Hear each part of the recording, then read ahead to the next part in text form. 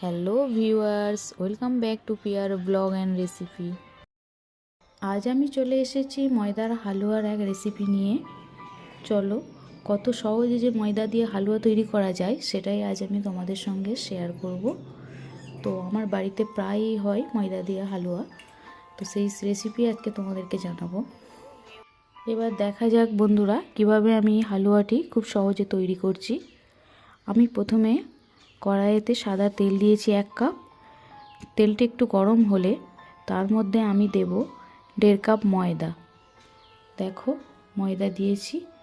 এবার এই ময়দাটা তেলের মধ্যে নাড়াচাড়া করব, বেশ মাখা হয়ে যাবে ময়দার সঙ্গে তেলটা দিয়ে কিছুক্ষণ ভেজে নেব। বেশ ময়দাটা লাল লাল রং আসবে ততক্ষণ নাড়াচাড়া করব। দেখো, আমি করছি এখন।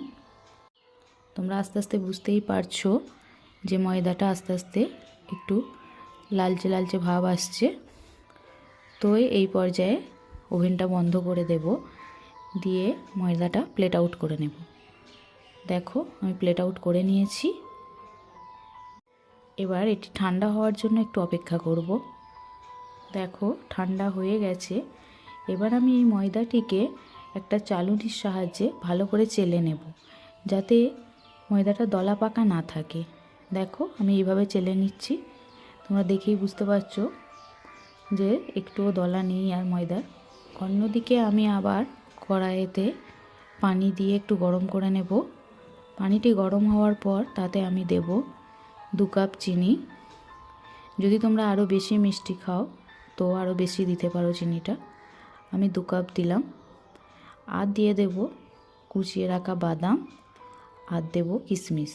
দেখো, আমি সবগুলো পানির মধ্যে অ্যাড করে দিয়েছি। পানিটা ফুটে ওঠার পর আমি দেব ঘি, আর দেব একটু এলাচের গুঁড়ো, যাতে গন্ধটা সুন্দর হয়। তো দেখো তোমরা, চিনিটা গলে বেশ গাঢ় হয়ে আসছে পানিটা।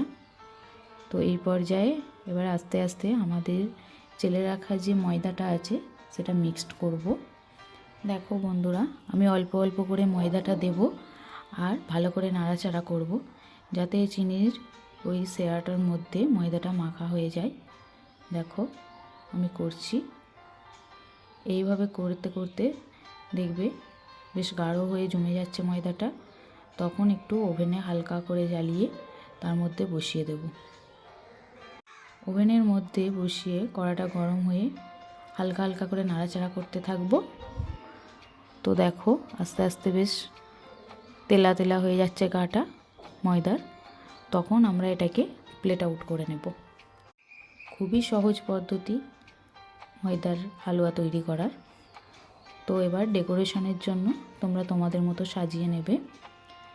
আমি হালুয়াটি বরফি আকারে কাটবো, তাই প্লেটের মধ্যে পাতলা করে বিছিয়ে ছুরি দিয়ে পিস পিস করে নিয়েছি। দেখো বন্ধুরা, কি সুন্দর হয়েছে, দেখতে তো ভালোই লাগছে। তোমরাও বাড়িতে ট্রাই করে দেখবে, খেতেও সুন্দর হয়। আমি খেয়ে বলছি। তো তোমাদের যদি ভালো লেগে থাকে আমার এই রেসিপিটি, আমার চ্যানেলটিকে সাবস্ক্রাইব করবে, আর লাইক ও শেয়ার করবে, আর কমেন্টস করে জানাবে তোমাদের কেমন লেগেছে আমার এই হালুয়ার